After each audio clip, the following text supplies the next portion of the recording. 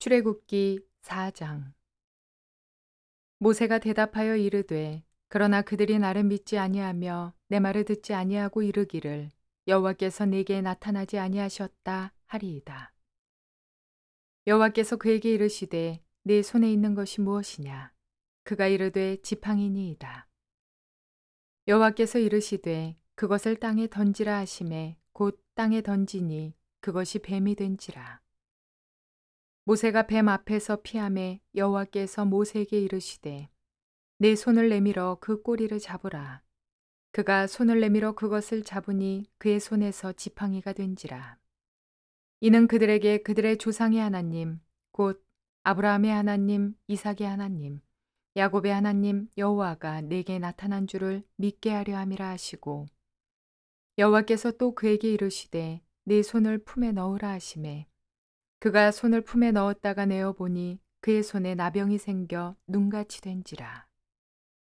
이르시되 내 손을 다시 품에 넣으라 하시매 그가 다시 손을 품에 넣었다가 내어 보니 그의 손이 본래의 살로 되돌아왔더라. 여호와께서 이르시되 만일 그들이 너를 믿지 아니하며 그 처음 표적의 표징을 받지 아니하여도 나중 표적의 표징은 믿으리라.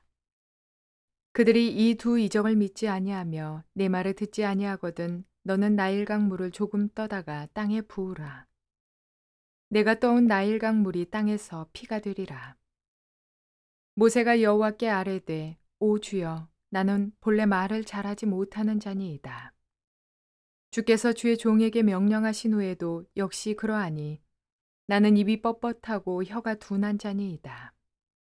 여호와께서 그에게 이르시되 누가 사람의 입을 지었느냐? 누가 말 못하는 자나 못 듣는 자나 눈 밝은 자나 맹인이 되게 하였느냐? 나 여호와가 아니냐? 이제 가라. 내가 네 입과 함께 있어서 할 말을 가르치리라. 모세가 이르되 오 주여 보낼 만한 자를 보내소서.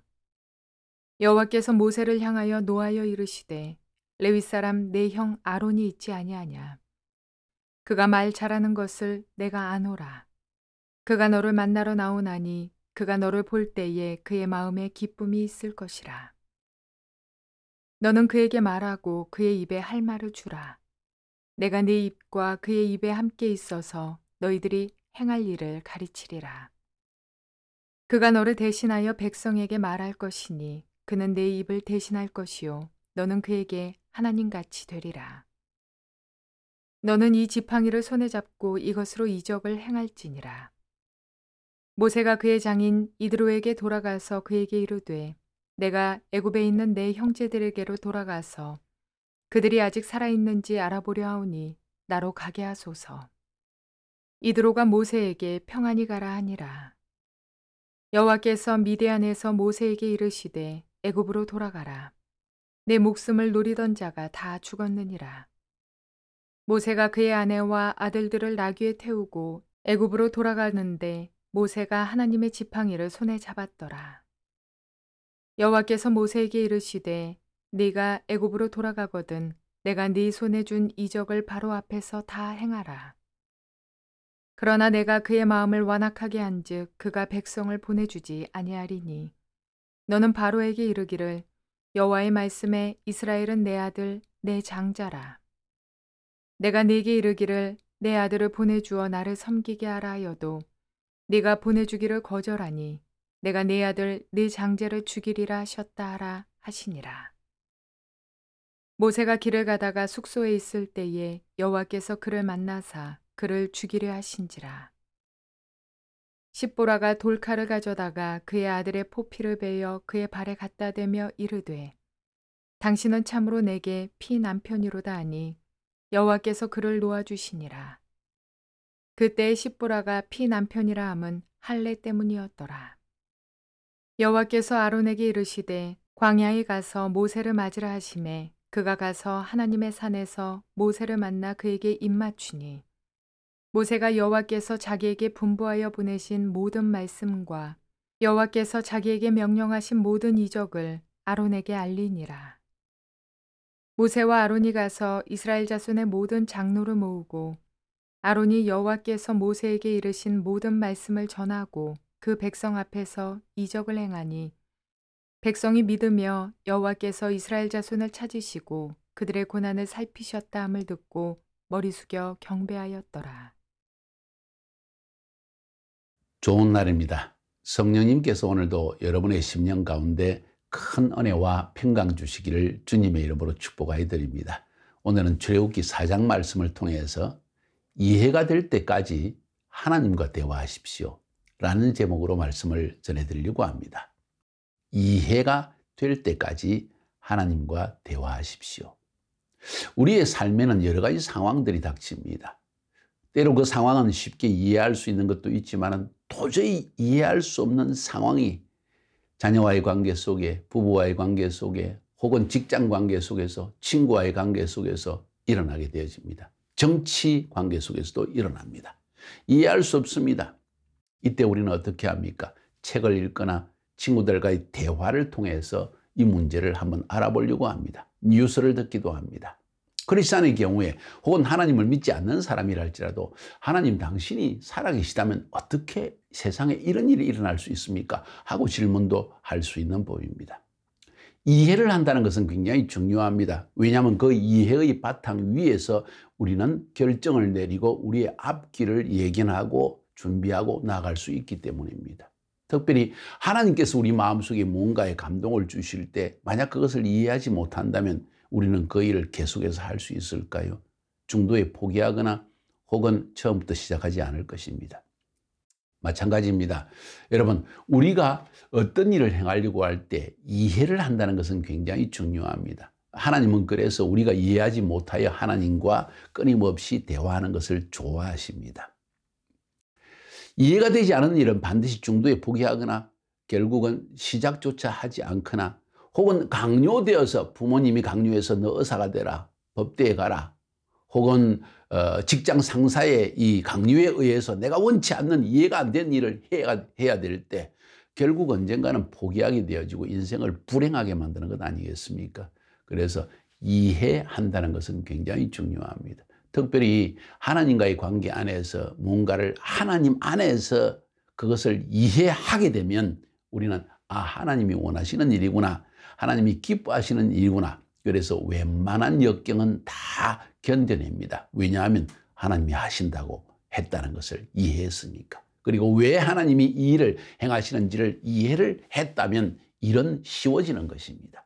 그리고 어려움과 역경을 딛고 일어서서 그 일을 했을 때의 성취감이라는 것은, 만족감이라는 것은 이루 말할 수가 없고, 또 그것 때문에 어려움을 당해도 내가 하나님 때문에, 하나님의 이름 때문에, 선한 일 때문에 이 역경을 당하고 있다는 것 때문에 오히려 역경을 당하는 우리에게 기쁨과 찬양과 감사가 넘쳐나게 되어 있는 것입니다.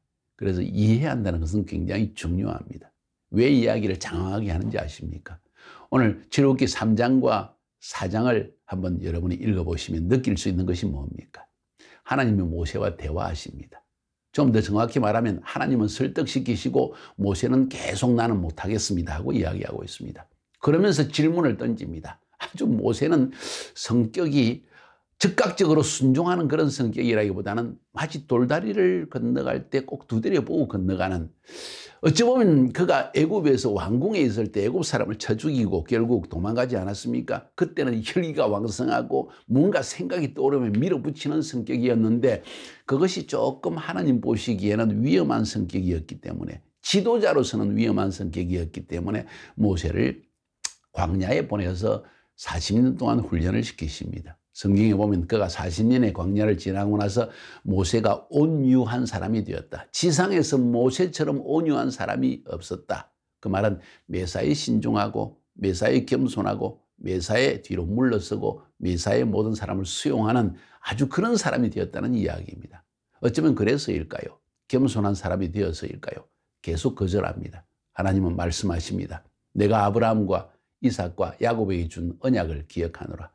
그래서 너희들을 약속한 대로 430년 이후에 애굽에 종살이하는 너희 백성을 내가 광야를 거쳐서 가나안 땅, 젖과 꿀이 흐르는 가나안 땅으로 너희를 인도하려고 한다. 그런데 너를 그 인도자로 세웠다 하고 하나님은 말씀하시고, 심지어는 내가 너를 바로에게 보내서 이 말을 내 백성을 나가게 하라고 이야기하라.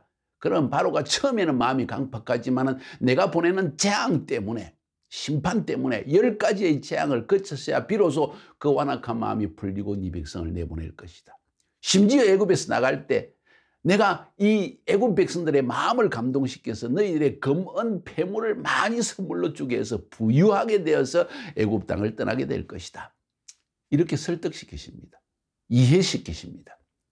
대화입니다. 모세는 하나님께 알겠습니다. 예, 순종하며 나가겠습니다. 이렇게 당장한 것이 아니라 모세는 하나님, 나는 보세요. 3장에서 뭐라고 그랬습니까? 나는 자신이 없습니다. 보낼 사람을 보내시지 어제 나 같은 사람을 내가 누구간데 그 일을 행하겠습니까? 하고 이야기했습니다. 하나님이 또 설득시키십니다. 그러니까 나는 하나님 당신이 누구인지 모릅니다. 만약 이스라엘 백성들이 하나님이 너에게 나타났다고? 그분의 이름이 뭐야? 그 하나님이 어떤 하나님이야? 하고 묻는다면 내가 뭐라고 대답할까요? 하나님이 나는 스스로 있는 자다. 창조된 자가 아니라 내 스스로 창조주이다. 내가 모든 만물을 통치하는 자이다. 이런 의미에서 여호와라는 이름을 그에게 알려줍니다. 모세는 그래도 마음에 의심이 가득 찹니다. 바로의 마음을 강팍해 하지만은 결국은 그의 마음을 열어서 내보내게 할 것이다. 애굽 사람들에게 검은 폐물을 받게 해서 부유하게 되어서 애굽을 떠나게 될 것이다. 하나님께서 할 수 있는 최대한의 노력을 하면서 계속 모세를 설득시키십니다. 그래도 모세는 믿을 수가 없습니다. 자신이 없는 겁니다. 이해가 안 되는 겁니다. 첫째, 나 같은 사람을 하나님이 어떻게 쓰시느냐. 둘째, 이스라엘 백성 300만 명을 내가 어떻게 애굽에서 이끌어내어서 가나안 땅으로, 그것도 광야를 거쳐서 지나간다는 말입니까? 여러 가지 질문이 머리가 복잡합니다. 있을 수 없는 이야기라고 생각합니다. 그럼요, 인간의 논리로는, 인간의 지식과 경험으로는 할 수 없는 일이지요. 때로 하나님은 그렇게 우리를 찾아오시기 때문에 우리가 이해되지 않은 일들이 많습니다. 오늘 보니까 세 번째로 모세가 거절하면서 이야기합니다. 4장 1절에 모세가 대답하여 이르되 그러나 그들이 나를 믿지 아니하며 내 말을 듣지 아니하고 이러기를 여호와께서 네게 나타나지 아니하셨다 하리이다. 무슨 이야기입니까? 난 너를 믿을 수 없어. 난 너의 말을 신뢰할 수가 없어. 지도자에 대한 신뢰의 문제를 건드리는 것입니다. 권위가 없다는 것입니다. 너가 우리에게 무슨 권위가 있느냐? 갑자기 나타나서 우리의 지도자가 되겠다는 거 너 좀 뻔뻔스러운 거 아니냐? 이런 식의 대답을 합니다. 이런 식의 말을 할 것이라고 모세는 이야기합니다. 맞는 예상입니다. 리더는 종종 이런 것을 미리 예상하고 이런 것에 대한 답을 정확히 가지고 나가는 것이 필요하겠죠. 하나님이 또 모세를 설득시키십니다. 그래, 네 손에 뭐가 있냐? 지팡이가 있습니다. 던져봐라. 던지니까 뱀이 되었습니다. 뱀을 피해 도망가려고 하니까 꼬리를 잡아라. 잡으니까 또 지팡이가 되어졌습니다. 놀라운 기적적인 일을 하나님이 보여주시는 것입니다. 지팡이는 뭘 상징합니까?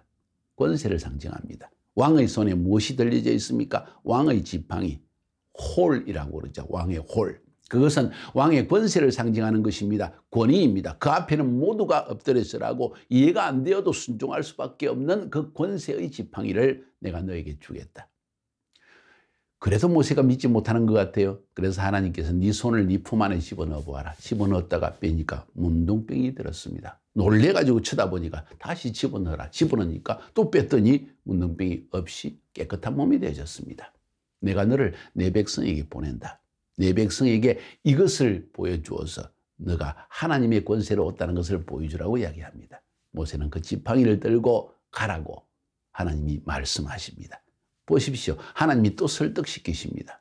자, 놀라운 사실 아닙니까? 이쯤 되면 모세도 이제는 포기하고 하나님 알았습니다. 하나님이 나와 함께 하신다는 이야기고 나에게 권세를 주신다는 이야기군요. 그런데 모세는 여기서 한 걸음 더 나아갑니다. 나 같으면 굉장히 화를 낼 것 같아요. 10절에 보니까 모세가 여호와께 아뢰되 오 주여 나는 본래 말을 잘하지 못하는 자입니다. 주께서 주의 종에게 명령하신 후에도 역시 그러하니 나의 입이 뻣뻣하고 혀가 자입니다. 쉽게 이야기하면 하나님 나 말하는 재주가 없어요. 내가 말할 때 자꾸 더듬거리고요. 사람들이 나를 보고 웃을 것입니다.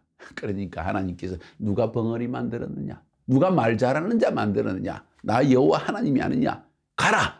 내가 네 입에 함께 있어서 너가 말할 때 너에게 권세의 입이 되게 하고 사람들이 그 말을 듣고 순종하지 아니할 수 없도록 만들어주겠다. 모세가 그래도 이야기해요. 주님, 하나님 보낼 만한 사람을 보내세요. 왜 자꾸 나같이 안 되는 사람을 붙들고 이래라 저래라 말씀하십니까?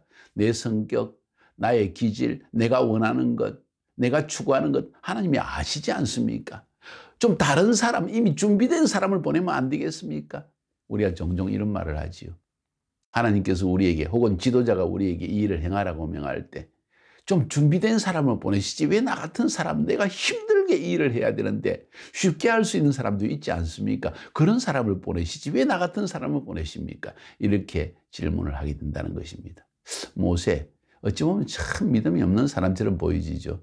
그런데 제가 볼 때 이 모세는 하나님 앞에 그가 가진 의무를 숨겨놓고 그냥 지나가는 것이 아니라 그 안에 있는 의문, 질문, 이해되지 않는 것을 하나님께 다 이야기하고 거기에 대한 답을 분명히 얻는 사실을 보게 되어집니다. 물론 모세가 이렇게까지 이야기하니까 보낼 만한 사람을 보내세요. 나는 도저히 할 수 없습니다. 하고 하니까 하나님이 화를 내셨다고 했습니다. 14절에 여호와께서 모세를 향하여 노하여 이르시되 그래 알았다. 그것까지도 네 말 들어주면 내 형 아론이 있지 않느냐? 네 아론이 네 입이 되어져서 이 아론이 이야기할 때 내가 권세를 주어서 백성들이 아론의 말을 듣게 하겠다 하고 말씀해 주십니다. 자, 네 번의 거절입니다. 아니, 네 번의 불신입니다. 모세의 하나님에 대한 불신입니다. 하나님, 내가 누구간데 이 일을 행하겠습니까? 처음에 말하지 않았습니까? 두 번째, 하나님, 난 당신이 누군지 모릅니다. 당신의 이름이 뭐냐고 물으면 나는 뭐라고 이야기합니까? 세 번째, 그들이 믿지 않을 겁니다. 내 말을 안 믿을 겁니다. 내가 무슨 권위자라고 그들이 인정하겠습니까? 갑자기 나타나서. 네 번째로, 나는 말을 잘 못합니다. 모세는 비록 이렇게 거절하면서 네 번에 걸쳐서 하나님과 대화를 하지만은 여기서 배울 수 있는 중요한 사실은 모세는 하나님과 대화를 했다는 것입니다. 대화의 목적은 자기의 뜻을 자꾸 주장하기 위한 것이 아니라 자기가 이해할 수 없는 부분에 대한 답을 얻기 위한 것이었습니다. 모세는 답을 얻었습니다. 그렇구나. 심지어 내가 말도 못하고 나는 이 백성을 인도할 능력도 그리고 자신감도 없고 그리고 백성들이 나를 믿지 않고 나의 권위를 인정하지 않는다 할지라도 하나님이 나와 함께 하시겠다는 이야기구나. 그리고 나를 사용하시겠다는 이야기구나. 모세는 결국 설득을 당한 것입니다. 하나님과 모세의 대화, 하나님의 TK 요성입니다. 승리하신 것입니다. 모세는 결국 설득을 당합니다. 여러분, 이 부분이 굉장히 중요합니다. 때로 사람들은 단순한 믿음을 가지고 하나님 말씀하시니까 아멘 하고 나아가는 태도 굉장히 중요합니다. 믿음의 태도입니다. 순종의 태도입니다. 그런데 모세와 같은 사람도 하나님이 기뻐하시고 대화하기를 좋아하신다는 것입니다. 어찌 보면 이런 모세와 같은 리더십이 오랫동안 하나님께 묵상하고 대화함으로 말미암아 답을 얻었을 때 어떤 상황에도 흔들리지 아니한 굳센 지도력을 가지고 백성을 인도할 수 있는 리더가 된다는 사실도 오늘 본문을 통해서 깨닫게 되어집니다. 왜냐하면 이런 오랜 대화를 통해서 모세는 정확한 답을 얻었기 때문입니다. 그래서 그는 확신 있게 자기의 장인 이드로에게 가서 내 형제들의 집을 한번 돌아보기 위해서 애굽으로 가겠는데 허락해 주십시오. 이드로가 당장 허락합니다. 하나님이 예비해 놓으신 거죠. 이드로의 마음을 감동시켜 주신 것이죠. 네가 가버리면 내 딸 시보라는 어떻게 되냐? 이렇게 말하지 않고 그래 가라고 이야기합니다. 미디안 광야에서 애굽으로 돌아가는 길에 숙소에서 뭐 여관방이라고 할 수 있겠죠. 호텔이라고 할 수 있겠죠. 거기에서 자려고 하는데 여호와께서 나타나가지고 그를 죽이려고 한다. 모세를 죽이려고 합니다. 이게 무슨 사건일까요? 여러분, 이것은 굉장히 중요한 사건입니다. 모세와 십보라 사이에, 모세와 그의 아내 사이에 있는 문제를 하나님께서 해결해 주시는 것입니다. 지금 모세는 엄청난 하나님이 부르신가 사명을 가지고 애굽으로 돌아가고 있습니다. 애굽에서 이스라엘 백성 300만을 이끌어내야 됩니다. 자, 여기에서 가장 중요한 이 인도자의 역할을 할 때 큰 장애물이 뭔지 아십니까? 혹은 가장 큰 조력자가 누구인지 아십니까? 아내입니다. 지금 십보라는 이 일을 이해하지 못하고 있습니다. 모세가 설득해서 모세가 가장이기 때문에 그가 간다고 하니까 따라가긴 하지만은 이방 사회 속에 살아난 십보라, 이해할 수 없는 일입니다. 모세가 아무리 설명을 해도 나는 하나님을 보지 못했고 하나님이 나에게는 말하지 않았는데 하고 버티면 말할 재간이 없습니다. 이런 일들이 종종 우리 삶에 일어나지 않습니까? 그래서 하나님이 직접 십보라를 다루십니다. 모세를 죽이려고 하니까 십보라가 깨닫습니다. 뭘 깨달았을까요? 놀라운 사실은 이렇게 하나님이 모세를 죽이려고 할 때 십보라가 칼을 가지고, 부싯돌이죠. 그 칼을 가지고 자기 모세의 아들의 표피를, 할례를 잘라서 할례를 행합니다. 왜 일을 행하실까요? 그러면서 이 사람은 나의 피의 남편이다 하고 이야기를 합니다. 굉장히 중요한 이야기를 하고 있습니다. 십보라는 아들에게 할례 베푸는 것을 거절하고 있었던 거예요. 여호와 하나님과의 언약으로 내려오는 모세의 가정에 이 하나님의 언약을 인정하지 못하고 있었던 것입니다. 모세가 아무리 말로 설득하려 해도 되지 않습니다. 그래서 하나님께서 지금 모세를 죽이려고 죽이는 신용을 하는 것이 아니라 십보라의 심령에 충격을 주시는 것입니다. 이 남편 뺏어가는데 그래도 괜찮겠느냐? 십보라는 아차 하고 깨닫습니다. 하나님이 택한 사람이구나. 하나님과 언약을 맺은 아들이구나. 피의 언약이 중요하구나. 내 아들들도 여호와 하나님의 손안에 있는 언약의 백성이구나. 이 사실을 깨닫고 얼른 십보라가 순종하여서 칼을 가지고 직접 아들들의 표피를 잘라냅니다. 이 모세는 내 피의 남편입니다. 언약의 남편이라는 것입니다. 하나님께서 택하신 사람이라는 사실을 십보라는 인정하게 되었습니다.